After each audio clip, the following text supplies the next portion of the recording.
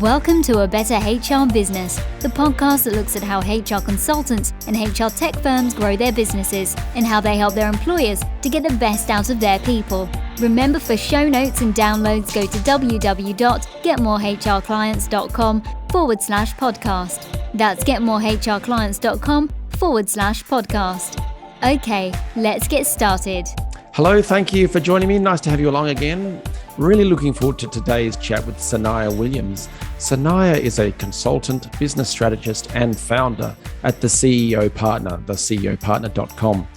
So before we find out what Sonaya does and how she helps companies and consultants, Sonaya, thank you very much for joining me today. Thank you for having me. And you are like me, you're a little bit geographically challenged, right? You've been everywhere. Where are you now? I've been around. Yeah. So right now we are back in London for about fresh 4 weeks now. Nice. And where were you before that? So before that, we were in Denmark, in Copenhagen for 4 years, which was pleasant. I actually miss it. It was a great experience to be there. Yeah. And you're not from Denmark, is that right? No, I'm not from Denmark at all. I moved from the US. So I'm originally from New Jersey. I haven't lived in the US for 6 years, actually. So 2 years in the UK, 4 years in Denmark, and now back in the UK. Wonderful. You've seen it all. That's good. Yeah.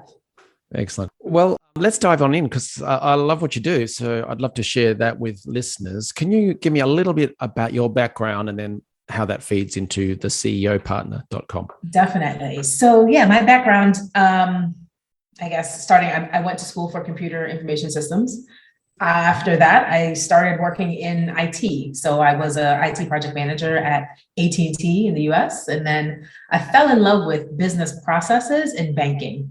So I got what I would call my dream job at E-Trade in the US. And I was there for 5 years. And essentially, I used to take the business processes and figure out ways of streamlining and automating. Because back then, they used to do a lot of things on spreadsheets. They had macros that they were using. Yeah. And I would figure out how to take those macros from a spreadsheet and create an actual business system from it and train operational teams on how to deliver customer experience and support the systems that we built.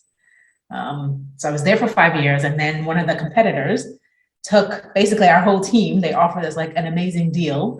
Wow. Doubling our salaries. So obviously none of us would say no to that, but to create the same experience at their bank.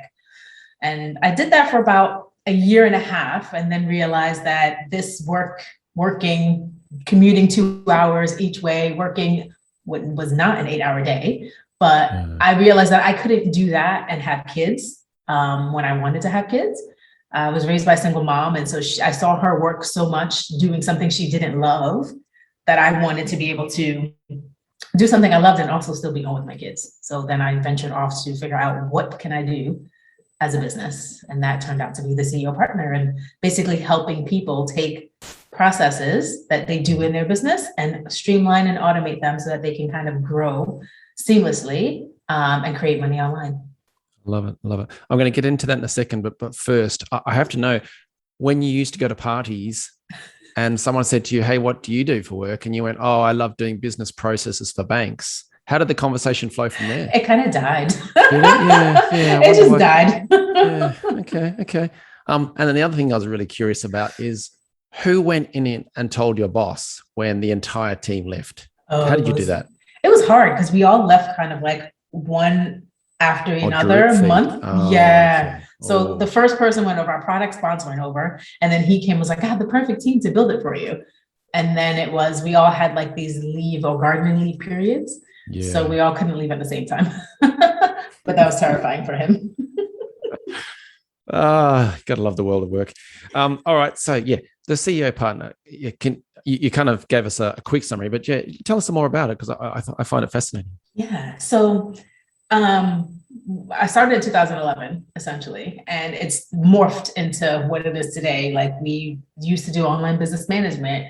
We used to do just strictly seamless systems and documenting processes. But the part that I and the team kind of fell into and love is really helping our service-based clients take what they do for their clients, service-based wise, and bring it online. So we were doing this before the pandemic, but when the pandemic hit, it kind of grew because a lot of people now want to figure out how they can create money online and essentially take what they do in their service-based business and either create a product or create some sort of virtual service that they can deliver without them having to do it all the time. Okay. So what are some examples for people who are going, this sounds cool, but I have no idea what that means in reality? Yeah. So I have a client that's a great example. He basically sits on 7 corporate boards, and people started asking him, how do you sit on corporate boards? Like, how did you get on those boards? I want to be able to do that. So we created a course, 15 modules on teaching people how to become a corporate director. The course is called How to Become a Corporate Director. And essentially, you enroll in this course and you get board ready, is what we're calling it. We don't promise placement, but we promise you will have the skills to be able to find the board, sit on the board, and pass like the board interview, essentially. And with him as a client, what we do is we help him basically launch this course every quarter.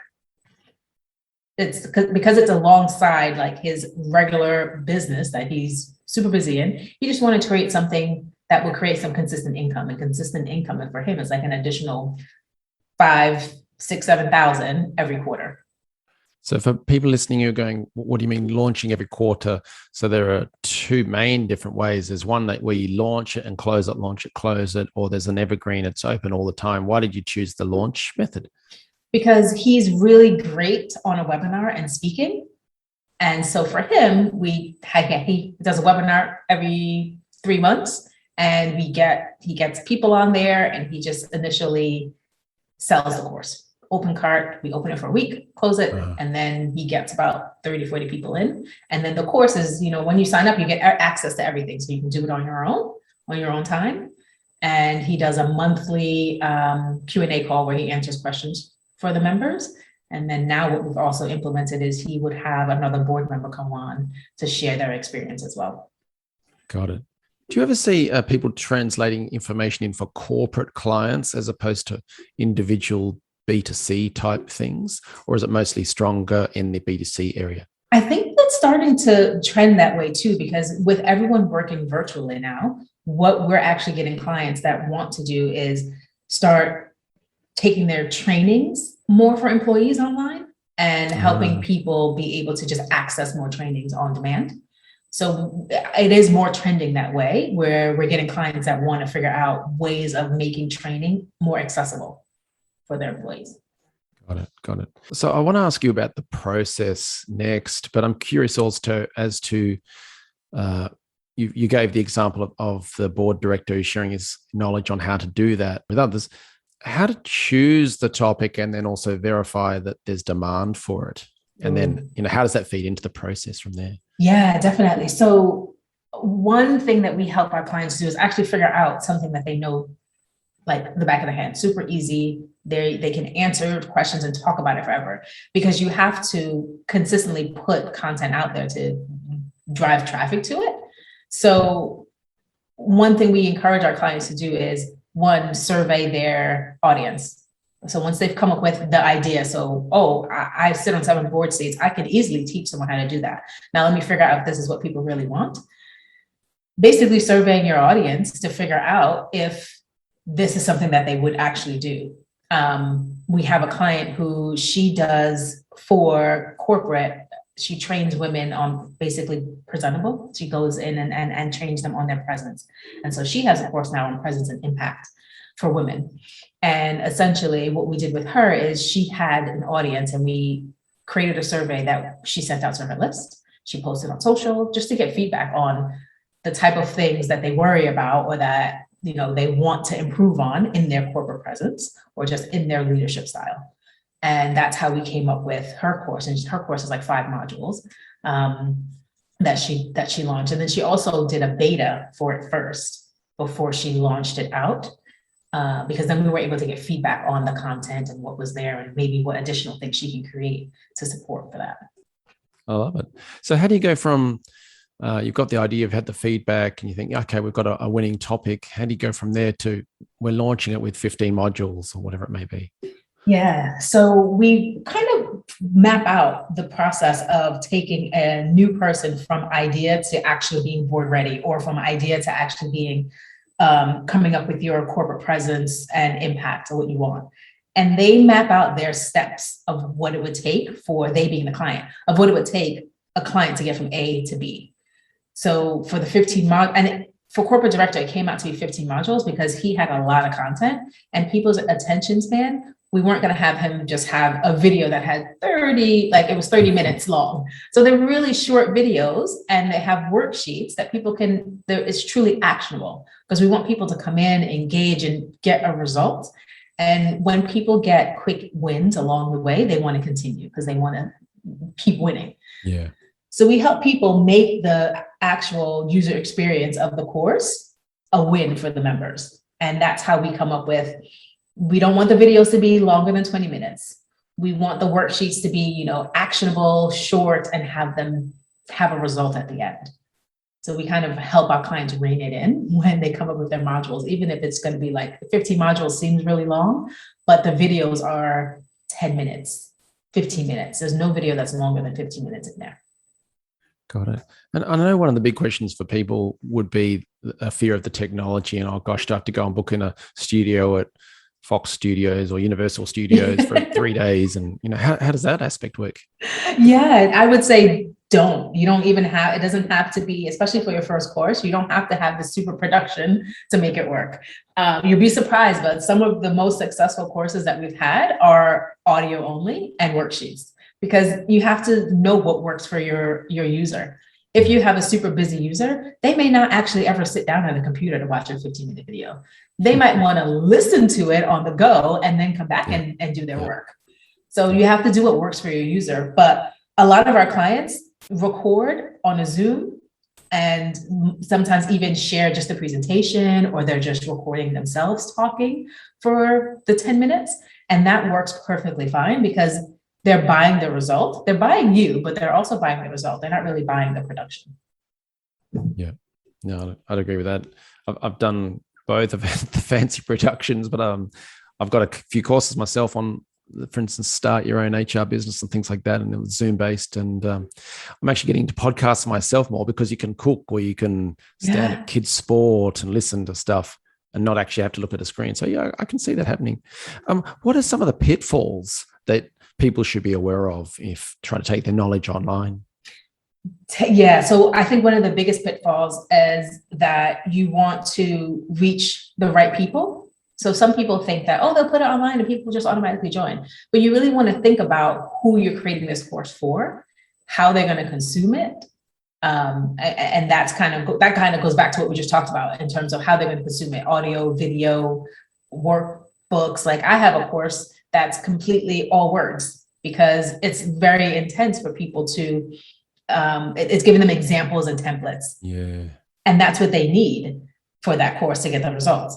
So really think about your user and the user experience that you want to have, because that's what's going to keep people engaged to go from beginning to end. Because you don't want a course that people are going to sign up for and not complete. But the reality is you will have people that sign up and don't complete it because that's just the nature of having a course.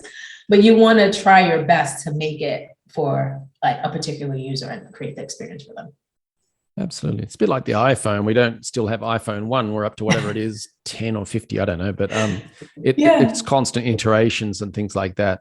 Exactly. And I think also that's, people try to create the best course the first time. And then what happens is it stops you from putting it out instead of getting it out there, getting the feedback and making improvements and iterating it over and over and over again to get to your best stage. You will forever, once you have a course, if you really want to make it the best course, you will be improving it all the time. Absolutely. Yeah. I love the concept MVP, minimal viable product, that they use in the tech world, but it's along those lines. It's get it small, test it, see that people like it, adjust it, and then make the whiz bang thing once you know it works, right? Definitely, yeah. Yeah. Normally I ask people on this podcast about the future of work and how they see the world of work and HR changing. But maybe for you, I could ask, how do you see the world of business changing and where it may go next? Yeah, I definitely feel that it's right now shifted towards everybody doing business online, everybody working from home, right? With the pandemic. I think the pandemic has opened people's eyes to be able to work from anywhere, to be able to be accessible and have things online. And I think it's going to continue to go in that direction. I think they may be a little bit of a hybrid where people, go back into the office a couple of days a week. But I do think everything's shifting more towards this online space, the digital world. So having courses online, figuring out how you can supplement your in-person services with additional online pieces. For example, I spoke to someone yesterday and she does VIP days, but her VIP day is so intense for her because she does a lot of training and a lot of strategy. But we're talking about maybe taking the training and putting it online so people can do the training before the day, and then you can really work on the strategy. So like, how can you supplement your in-person services with some digital trainings and things online? Really like that. Yeah. And I read recently just the analogy that with courses and taking stuff online, that the natural tendency is to stuff everything in. But if you think of trying to cook a meal, do you want 17 videos or do you want the ingredients and the process listed out on one page? So yeah, they may end up at the same result, but the enjoyment and impact may actually be better in a shorter or more or like the version you shared about where it's text and diagrams only. Yeah, so definitely. You have so much flexibility when you try to do things online, and then improving it or even breaking it out. So we have a client right now, she came to us with this long her thing was, I think, going to take 12 weeks to complete. But then she was wondering why she wasn't selling it. And it's like, because it's probably too much. It's too much for one person to consume. So she's in the process of breaking the one course she had into 3 smaller courses. And I think for her, it'll be super successful because it was just way too much for someone to consume. I like that. That's brilliant. Well, Sonaya, you've shared so much great information and advice. If people want to learn from you, refer business to you or work with you, what should they do next? I think the best thing is to check us out on our website, ceopartner.com. And we have lots of resources there to help people get started. And you can also just reach out to us that way. Excellent. And you have a podcast, right? I do have a podcast called The New Revenue Show. So that's, excellent. We also talk about and interview people on their journeys of creating new revenue online. Brilliant. All right, we'll go and check those out. And that's the ceopartner.com. But if you're listening to this on the go, check the show notes. We'll have the links for that. Sonaya, that just leaves me to say thank you very much for sharing your advice and your time today. I really appreciate it. Thanks for having me. Thanks for joining us today on A Better HR Business, the podcast that explores the world of HR consulting and HR tech businesses. For show notes and downloads, go to www.getmorehrclients.com/podcast. That's getmorehrclients.com/podcast. Remember to subscribe and share the show with any friends who are busy growing a HR business. Thanks and see you next time.